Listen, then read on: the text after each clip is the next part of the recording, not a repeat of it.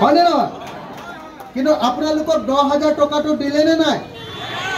দিলে নে নাই? 10,000 টকা আনিবলৈ বিজেপিৰ মিটিঙলৈ গৈ থাকোঁতে এতিয়ালৈকে 5 জোৰ চেণ্ডেল ছিগি গ'ল। ছিগিলে নে নাই? কিন্তু হিমন্ত বিশ্ব শৰ্মাৰ এতিয়ালৈকে 10,000 টকাটো আমি কোনেও নাপালোঁ। হয়নে নহয়? যোৱাবাৰ লোকসভা নিৰ্বাচনৰ আগত হিমন্ত বিশ্ব শৰ্মাই কৈছিলে বোলে যাৰ ৰেচন কাৰ্ড আছে তেওঁলোকক সকলোকে আমি অৰুণোদয় দিম। কৈছিলে নে নাই?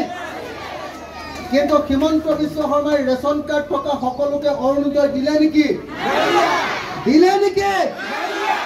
তাৰমানে আমাৰ হিমন্ত বিশ্ব শৰ্মাই মিছা কথা কৈছে। হয়নে নহয়? আমাৰ মুখ্যমন্ত্ৰীজন বিচলীয়া হয়নে নহয়?